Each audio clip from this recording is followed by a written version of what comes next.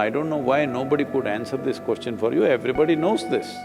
So, you went to Vipassana. That means you must just shut up and do it. Not ask this question, that question. You know what is my handicap? You want to know?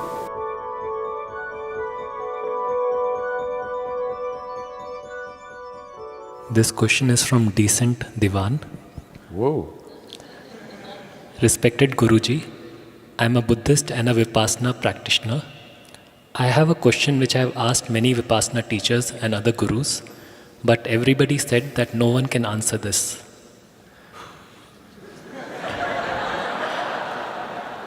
In one of your video you mentioned, and also it is said in Buddhism, that rebirth is due to our unfulfilled desire or karma. I accept this, but then a question arises. Let us suppose I took birth for millions of times because of my karma desire, but before my very first birth, there was no body, no mind, karma, desire, or nothing of me existed. Then why and how that very first birth came to existence?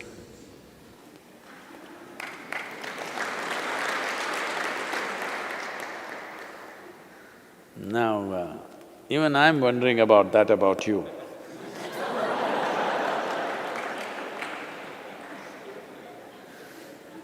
Well, no, you are a decent guy, I'm like this, what to do?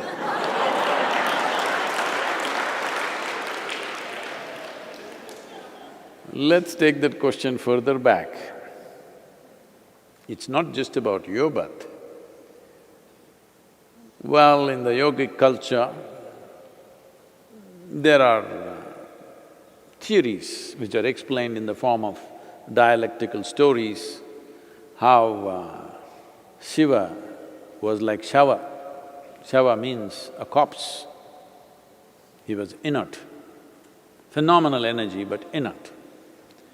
Then energy or Shakti came and danced around him, upon him, then he got kind of woke up. Well, we are, picturizing it as a man and a woman, but that's not what we're talking about. Inert means nothing happening, no reverberation. No reverberation means no creation. Energy got introduced, reverberation started.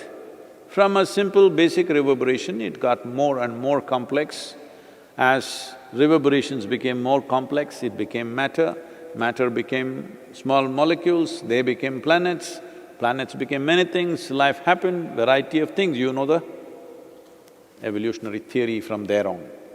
Evolutionary theory only starts after life has started or at the beginning probably, but if you go back, creation itself, we may not know the exact trajectory of how it happened, but we approximately know how it happened even as per modern science. So in the modern scientific parlance, the same thing is said today that if you apply energy, not even into it, just around it, suppose you create vacuum in a container and apply energy not into the vacuum, just around it, virtual protons and virtual neutrons will erupt. That means creation begins to happen. Proton, neutron just have to get together for an atom to happen. Once an atom has happened, creation has started. So, similar things are said in modern science. I don't want to go into any theories, but obviously creation began somewhere. Somewhere means it may not be within the projections of human mind in terms of time, because it's not one, but in the yogic system, there have been estimates that there have been 84 creations till now, 83 creations till now, this is the 84th one. And up to 112 cycles of creation can happen. Beyond that, creation will be material-free, just pure energy creation. But we're talking in terms of maybe billions of years or trillions of years, I don't know. but those projections are made. Well, obviously it's just a theory. Nobody can prove or disprove anything about it. But it looks like a plausible theory because the markings of 83 creations are there in our system in various aspects of life around us. The markings of 83 and this being 84 are there for those who look very closely at it. So how did you, such a decent guy, happen? Well, so this question doesn't go that far as I took it just now. It's talking about if I did not have karmic substance, how did I happen? That's a question. Well, you don't need a spiritual answer. Charles Darwin himself has explained this. You were a single-celled creature, and then you became two-cell, then you became three-cell, then you became multi-cell. Now you become little more only. Decently better. A decent development from a single cell has happened. So, in the process from the single-celled animal, from an atom to a molecule, right now this is a wonderful time to ask this question because there is virus. A virus is not a full-fledged life. It has proteins and enzymes to make it alive, but it's not yet life. Only when it enters your cell, it has a life. But by itself, it has no life, just a certain combo of protein.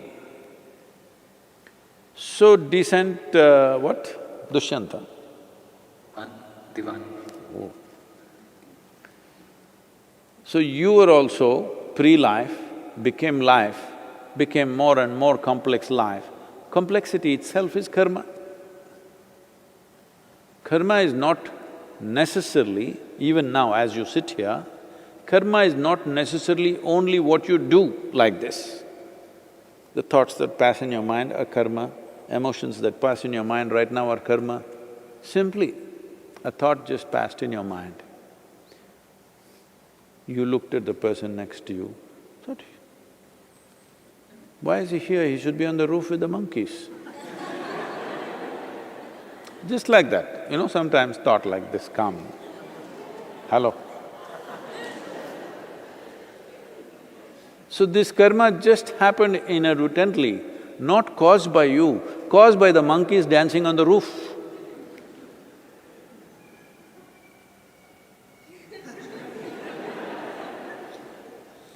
So, because monkeys came there, you looked at this guy. At a certain angle, he looked a certain way to you. Maybe it's the lighting, maybe it's the way he sat, maybe something, and a thought came and went. Now you performed a karma. That somewhere you look at another human being and you think he's a monkey. Now this won't stop here, do you understand? Now you looked at him and thought you're a monkey. Tomorrow, we changed your department and you're in the monkey department. Oh my God, I have to work with this monkey today. It will continue. And if suppose the situations are placed like that, he is in charge of the department, you have to work under him. Do I have to be instructed by a monkey like this? It will grow. And this is how you became a racist. All right? Because initially it's just a passing thought. Then depending on situations, how they corner you here, there, slowly it multiplies. This is even happening to every other creature. So gradually, karmic substance builds up, becomes more and more complex. Well, clearly, evolutionary sciences are telling us the initial human beings were very simple, half-bent human beings, very small brain, they couldn't think much, they just survived like any other creature. Everybody knows that, right? So from there you built your karma. I don't know why nobody could answer this question for you, everybody knows this. Maybe they thought you are not worth answering. Because I am such a fool, I don't think anybody is not worth answering. Because I don't think any question is not worth answering, I'm taking all kinds of idiotic questions from all over the world. So right now, you're wasting your time very indecently. Because these are all questions of the vain.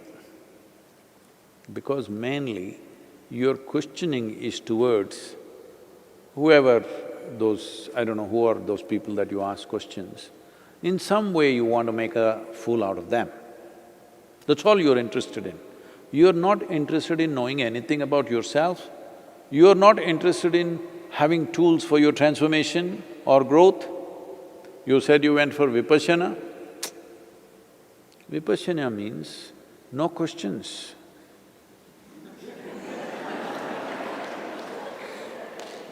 Simple instruction, just do it, do it, do it and do it. Because that is a process which demands perseverance as the greatest quality. Gautama taught Vipassana to large groups of people because there was no time to prepare them. He was every day moving from village to village, town to town, no time to bring understanding into those people. So no teaching, no question, just simple instruction. Get the instruction right, just do it, do it, do it. Slowly it will transform you. It's a bit laborious process, but a fantastic process that even if you have no clue what you're doing, if you just do it, slowly it will transform who you are. When I say transform you, every aspect of you, including your chemistry, gradually it will transform. It's a laborious process because in those times, you must understand, he was teaching 2500 years ago. 2500 years ago, the common wavelength of the society was not intellectual understanding. The common wavelength of the society which lived hard lives was perseverance. People could persevere. Today, to make them persevere, you have to talk to them for hours and hours and hours because they think they understand everything. Those days, people had no such problems. They knew that they don't understand. So you had to just you had to just instruct them and say, do it. And those were good times for the gurus. Because if you give an instruction and say, you must do it, you just do it. You know, my mother, some yogi in Nandi Hills, once we went to Nandi Hills and she showed me the cave where she was initiated. She gave… that yogi gave her some mantra, I don't know who he is anyway. And she never had a picture or she wouldn't even talk, utter his name. But every day she did something with eyes closed. Right through our life, we've been her life, 4 children, husband is her life. She married at the age of 17 and that's her life. But before that, she was initiated and this yogi told her, whatever happens with your life, you must do it every day. Every day she is doing something with her eyes closed. We say, what are you doing? Say, well, this yogi gave me a mantra, I just do it. We want to know what's the mantra. So we played all kinds of tricks on her, tried to compel her, emotionally, blackmail her. You tell us this mantra. Such a gentle and easy person to deal with, always she was. But not once, no matter what, either to her husband or to her children, she ever told the mantra because the yogi said, you don't share this with anybody. I mean to say, it was so easy to instruct them. If I tell you, keep this to yourself, you'll put it on the social media.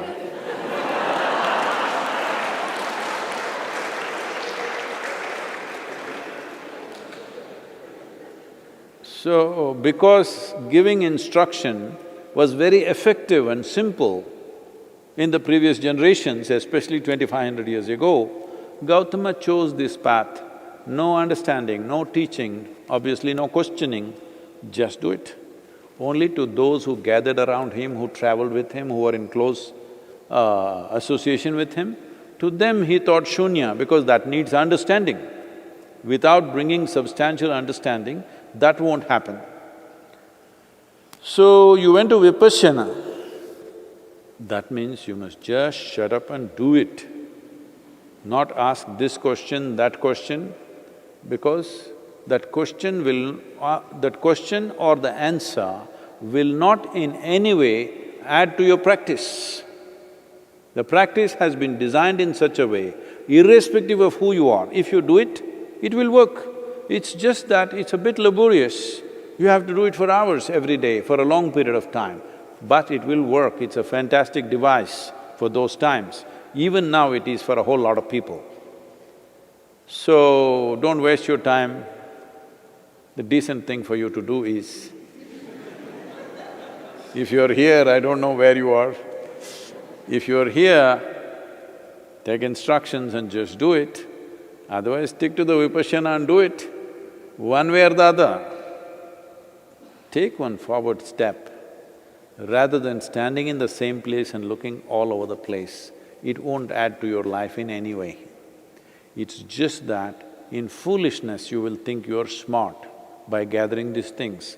Maybe now I have said what I have said, you will go and tell somebody else, you know what Sadhguru said, this is what it is, even he doesn't know.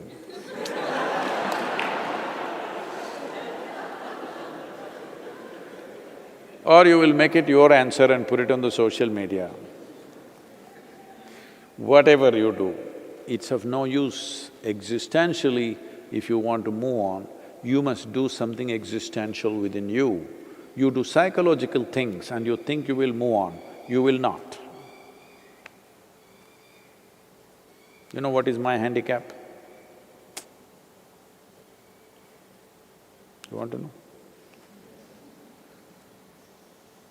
Simply, being straight and honest is my big handicap. Yes, no deviousness, this is my handicap, what do you think? Tell me, Sadhguru, it's not a handicap. Hey! Some of my advisors think this is a handicap, I'm too straight and blunt about too many things. But that's the way I will be. If you don't like it,